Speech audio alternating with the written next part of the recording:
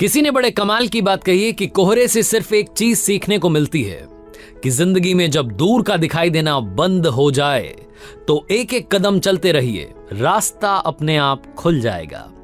Hi guys, मेरा नाम है आरजे कार्तिक। एक छोटी सी कहानी, ये कहानी एक ऐसे राजा की जिसने गलत तरीके से, क्रूरता से अपनी ही जनता का पैसा, अपनी ही जनता से धन जवाहरात लूट करके एक अपना बड़ा सा खजाना बना लिया था। राजा के सामने चिंता ये थी कि उस खजाने को कहां छुपाया जाए, तो उसने जंगल में सुनसान जगह पर एक तहखाना बनवाया। उसकी चाबी सिर्फ दो लोगों के पास थी, उसका रास्ता सिर्फ दो लोगों को मालूम था, एक तो राजा और दूसरा उसका बहुत भरोसेमंद मंत्री। इन दोनों के पास में उसकी चाबी थी। राजा को लगता था कभी अगर मैं नहीं जा पाया तो मंत्री को भेज करके एक बार चेक करवा लूंगा कि सब कुछ ठीक है, सब कुछ सुरक्षित है। बीच बीच में मंत्री को भेज दिया करता था, दौरा करके चेक करके वो सारा आ जाता था कि हाँ जी वहाँ रखा हुआ है।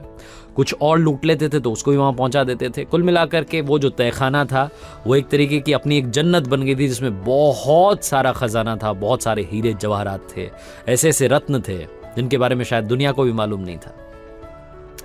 एक बार राजा के मन में आया रात में कि एक काम करता हूँ, आज जाकर के एक बार खजाना देख करके आता हूँ। सुबह सुबह सूर्योदय होने वाला था। उस वक्त राजा घोड़े पर सवार होकर के चुपचाप अपने राजमहल से निकला और उस जगह पर पहुंच गया, उस जंगल में सुनसान जगह पर जहाँ तहखाना था। उसकी चाबी राजा के पास थी। दरवाजा खोला, उसके बाद अंदर गया, जाकर के हीरे जवाहरात देखने लगा और मंत्रमुग्ध हो गया। वो होता है ना कि सेल्फ ऑब्सेशन होता है, अपने आप को सिकंदर मानने लगा। उसको लगा कि दुनिया में मुझसे अमीर कोई नहीं है। हीरों को देखने लगा, जवाहरात को देखने लगा, रत्न देखने लगा, आभूषणों को देखने लगा। इतना बिजी हो गया, खो गया, अपनी ही दुनिया में था, अपने ही ख्यालों में था। तभी कोइंसिडेंटली वहां से वो मंत्री निकला जिसके पास में उस खजाने की, उस तहखाने की दूसरी चाबी थी।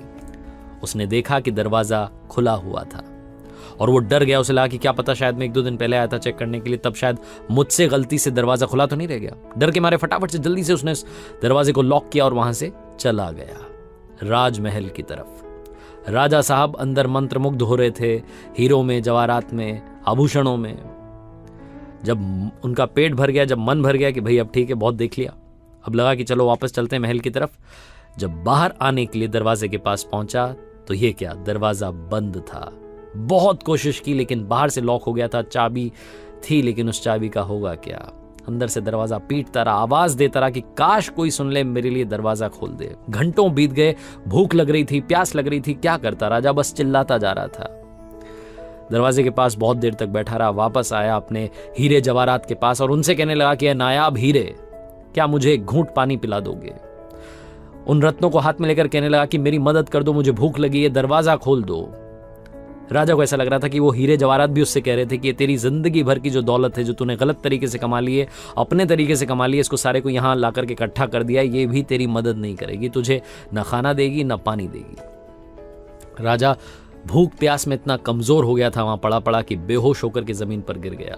जब होश आया तो हालत खराब थी, ऐसा लग रहा था कि बस कुछ सांसें बची है। राजा ने फटाफट से एक हीरों का बक्सा था, उसमें से बहुत सारे हीरे बाहर निकाले, एक बिस्तर टाइप का बनाया, उस पर लेट गया और दुनिया को एक मैसेज देना चाहता था। जाते जाते एक संदेश देना चाहता था। उसका मैसेज बड़ा सिंपल था लेकिन लिखने के लिए वहां कुछ कलम तो थी नहीं, ना कोई पेंसिल थी। वो क्या करे, तो एक पत्थर दिखा, उससे अपनी उंगली तोड़ ली, खून बहने लगा। उस खून से दीवार पर कुछ लिख दिया और उसके बाद मर गया। यहां जो मंत्री था वो अपनी सेना के साथ में राजा साहब को खोजने के लिए निकल चुके थे। बहुत दिनों से ढूंढ रहे थे, राजा साहब मिल नहीं रहे थे, बहुत कोशिश कर ली।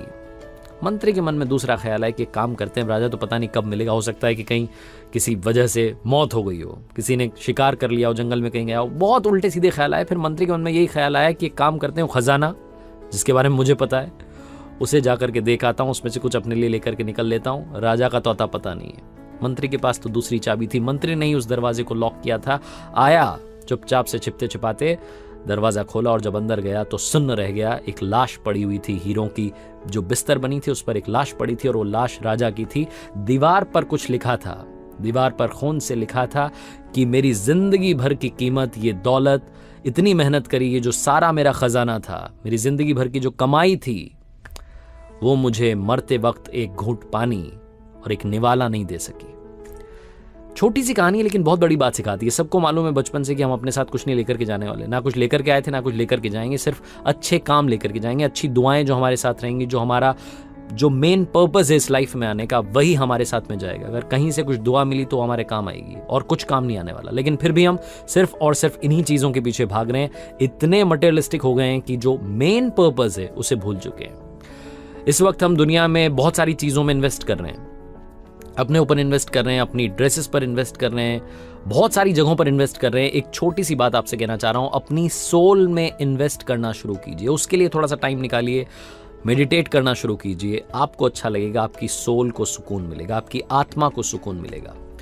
आरजे कार्तिक बस ये कहना चाहता है, बांटनी है तो मुस्कान बांटिए, ऊपर वाले के आशीर्वाद के साथ, अपनी मेहनत के साथ और अपनों के प्यार के साथ कर दिखाओ कुछ ऐसा कि दुनिया करना चाहे आपके जैसा। याद रखिए, हर सोमवार सुबह 9:30 बजे मेरे सोशल मीडिया हैंडल्स पर देखिए एक नई कहानी।